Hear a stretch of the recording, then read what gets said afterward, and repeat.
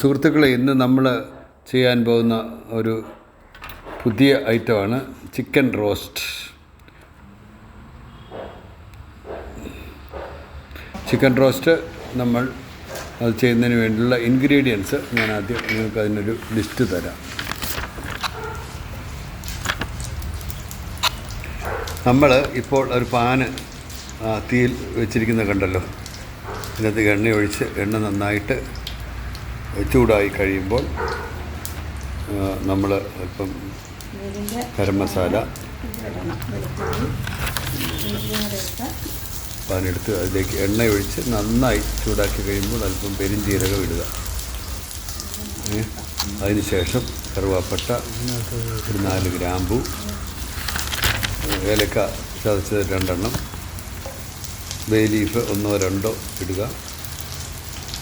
പിന്നെ ഇതിട്ട് നന്നായി ചൂടായി കഴിയുമ്പോൾ ഇഞ്ചി, വെളുത്തുള്ളി അത് ചതച്ചത് എടുക്കണം കേട്ടോ. അതാണ് പ്രധാനപ്പെട്ട കാര്യം. അതിൻ്റെ പച്ചമുളകൊക്കെ മാറി കഴിയുമ്പോൾ സവോള, പച്ചമുളക്, കറിവേപ്പില ഇട്ട് നന്നായി വഴറ്റുക. അതിപ്പോൾ കണ്ടുകൊണ്ടിരിക്കുന്നു, കാണാൻ പറ്റുമല്ലോ. ഇതൊരു ഗോൾഡൻ കളർ ആകുന്നതിന് വരെ കാത്തിരിക്കുക. കുറച്ച് നേരം ഇളക്കി അത് ഒരു ഗോൾഡൻ കളർ ആകുന്നതിന് വരെ നമ്മൾ കാത്തിരിക്കണം. ഓക്കെ. അതിനുശേഷം മഞ്ഞൾപ്പൊടി, മുളക് പൊടി നമ്മുടെ സാധാരണ മുളക് പൊടിയാണ് 1 ടേബിൾ സ്പൂണ്.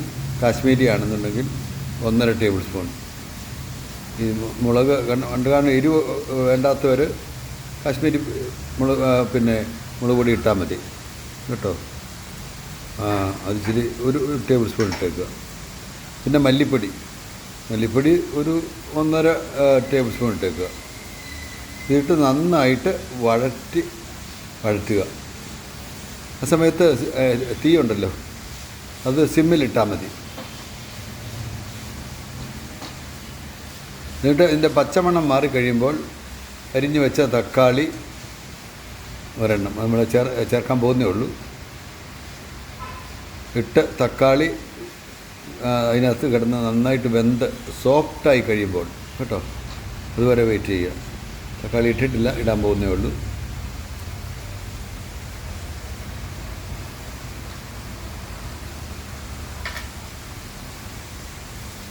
തീ ഇച്ചിട്ട് കൂട്ടി വെക്കാൻ വേണമെങ്കിൽ അല്പം സിമ്മിലല്ലേ ഇട്ടുന്നത്.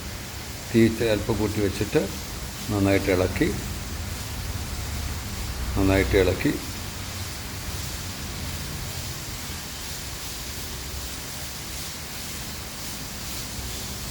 അറിയാവില്ല, എല്ലാത്തിനും അതിൻ്റെ സമയം എടുക്കും. പിന്നെ ഞാനതങ്ങ് പറഞ്ഞ് തന്നുകൊണ്ടിരിക്കുകയാണ്. നിങ്ങൾക്ക് ഇത് ചെയ്യുന്നവർക്ക് എളുപ്പമുണ്ട്.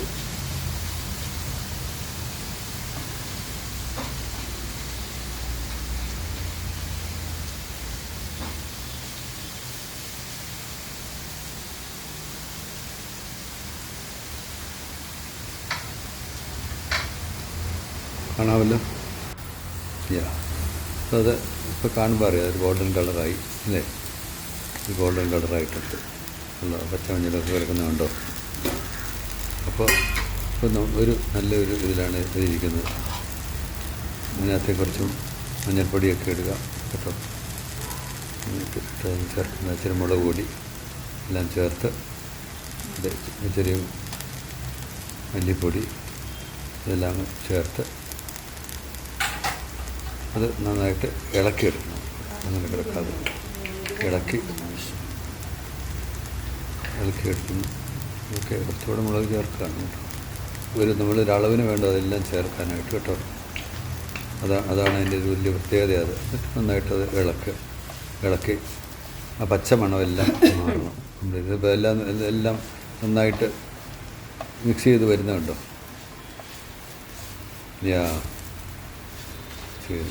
വരുന്നുണ്ട്. Very good.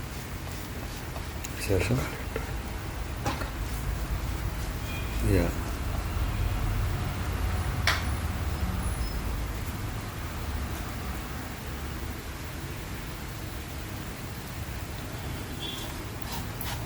പിന്നെ കുറച്ച് ഒരു ഇപ്പോൾ സ്പ്രേ ചെയ്യുന്ന ബോട്ടിൽ മേടിക്കാൻ കിട്ടും കേട്ടോ. അത് മേടിച്ച് അതിനകത്ത് കുറച്ച് വെളിച്ചെണ്ണ ഇട്ടിട്ട് നന്നായിട്ട് സ്പ്രേ ചെയ്യുന്ന ഒരു നല്ല ഐഡിയ. കാരണം എണ്ണ ഒത്തിരി അങ്ങോട്ട് ഒഴുകുകയല്ല നേരം. എണ്ണ നമുക്ക് കുറച്ച് പിന്നെ ലാഭിക്കാനും പറ്റും. അതിനുശേഷം അരിഞ്ഞു വെച്ച തക്കാളി അതിനകത്തേക്ക് ഇട്ട്, ഞാൻ പറഞ്ഞായിരുന്നല്ലോ, തക്കാളി നന്നായിട്ടിട്ട് അത്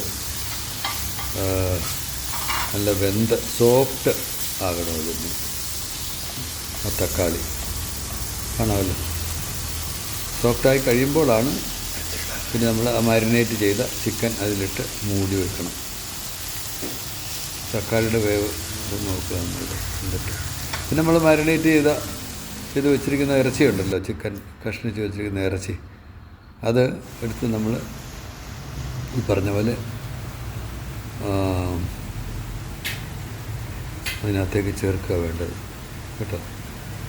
ജസ്റ്റ് എ മിനിറ്റ് പ്ലീസ്. ഇത് കഴിഞ്ഞിട്ട് ഓക്കെ കുറച്ച് നേരം മൂടി വെച്ചാൽ നല്ലതായിരിക്കും. അത് പെട്ടെന്ന് അത് ഒന്നുകൂടി ഒന്ന് വെന്ത് കിട്ടും. പിന്നെ നമ്മൾ ആ ഇറച്ചി അതിനകത്ത് ചേർത്ത്, ഞാൻ പറഞ്ഞായിരുന്നല്ലോ, ചേർത്ത് അതിനകത്ത് കാണുന്ന ആ വെള്ളം നമ്മൾ എക്സ്ട്രാ ചേർത്ത വെള്ളമല്ല കേട്ടോ. അത് ചിക്കനിൽ തന്നെയുള്ള വെള്ളമാണത്. ആ വെള്ളത്തിലാണത് കിടക്കുന്നത്. അത് നന്നായിട്ട് ഇനി വേകണം. അതിന് നമ്മൾ കുറച്ച് നേരം കാത്തിരിക്കണം. ഓക്കെ കുറച്ച് മഞ്ഞൾപ്പൊടിയൊക്കെ കുറച്ച് പിന്നെ മല്ലിപ്പൊടിയൊക്കെ ചേർത്ത് നല്ലതായിരിക്കും കേട്ടോ. ഓക്കെ ചിക്കൻ നന്നായിട്ട് വെന്തോട്ട് കുറച്ച് കരിവേപ്പിലയെല്ലാം അതിനകത്ത് വിടണം. നമ്മൾ ഭാഗ്യമുള്ളവരാണ്. ഇവിടെ കേരളത്തിലുള്ളവർ, ഇന്ത്യക്കാരൊക്കെ ഭാഗ്യമുള്ള, കാരണം ഈ കരിവേപ്പില എല്ലായിടത്തുമൊന്നും കിട്ടത്തില്ല. നമ്മൾ യൂറോപ്പിലൊക്കെ ചെന്നിട്ട് അവിടെ ഇത് ഉണ്ടാക്കണമെന്ന് വെച്ചാൽ കരിവേപ്പിലൊക്കെ നമ്മൾ ഇവിടുന്ന് കൊണ്ടുപോകണം. അല്ലെങ്കിൽ അവിടെ കൂടിയൊന്നും മേടിക്കാൻ പറ്റുമെന്ന് നോക്കണം. കിട്ടണമെന്നില്ല അതൊന്നും.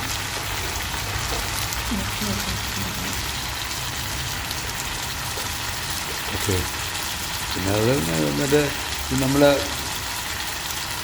ആ കറിവേപ്പിലയൊക്കെ നന്നായിട്ട് ഒന്ന് എന്തോട്ടോ കേട്ടോ എല്ലാം ഇളകി നന്നായിട്ട് അതിനകത്ത് സത്തൊക്കെ ചേരട്ടെ.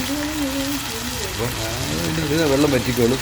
വറ്റിക്കഴിയുമ്പോൾ അത് നല്ല റോസ്റ്റഡ് ചിക്കനായിട്ട് അങ്ങ് വരുമല്ലോ കേട്ടോ.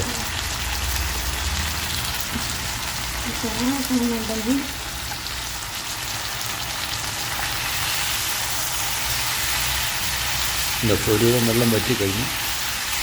ഇപ്പോൾ അത് ടേസ്റ്റായി തുടങ്ങും. ഇതെല്ലാം വലിയണം അതിനകത്ത്. ഇങ്ങനെ ഇട്ടിരിക്കുന്ന എല്ലാ പിന്നെ സ്പൈസസ് എല്ലാം ഇതിനകത്ത് ചേർന്ന് നന്നായിട്ട് പിടിച്ച് കഴിയുമ്പോൾ രുചി കൂടുന്നു. ചിലപ്പോൾ അന്നേരം തന്നെ പിന്നെ കഴിക്കുന്നതിനേക്കാൾ കുറച്ചുകൂടെ രുചി ചിലപ്പോൾ ഒരു ദിവസമൊക്കെ എടുത്തൊന്നെടുത്ത് ചൂടാക്കി കഴിക്കുമ്പോൾ കുറച്ചുകൂടെ രുചി കിട്ടും. കാരണം ഇതെല്ലാം വലിഞ്ഞ് ചേർന്ന് കഴിയുമ്പോഴത്തേന് തന്നെ അതിനൊരു ഒരു പിന്നെ നമ്മളിപ്പോൾ അന്നേരം കഴിക്കാനുള്ള ആൾ നമ്മൾ ഉണ്ടാക്കുന്നു. ഇഷ്ടം ഉണ്ടെന്നുണ്ടെങ്കിൽ അതെടുത്ത് വെച്ച് കഴിഞ്ഞാൽ ദിവസം ചൂടാക്കി കഴിക്കുമ്പോൾ അതിന് കുറച്ചുകൂടി ടേസ്റ്റായിരിക്കും ഞാൻ പറയുകയായിരുന്നു. അതങ്ങനെ ചെയ്താൽ മതി കേട്ടോ. ഇളക്കണം, നന്നായിട്ട് ഇളക്കണം. അതിൻ്റെ അടിയിൽ പറ്റാതെ ഇളക്കിക്കൊണ്ടിരിക്കണം. അങ്ങനെ ഇളക്കി നന്നായിട്ട് ഇളക്കി കഴിയുമ്പോൾ കേട്ടോ നന്നായിട്ട് വെന്ത് ഒരു നല്ല ചിക്കനൊക്കെ നല്ല മയമുള്ള ചിക്കനായിരിക്കും കേട്ടോ. ടേസ്റ്റ് ചെയ്ത് നോക്കുക എങ്ങനെയുണ്ടെന്നുള്ളത്.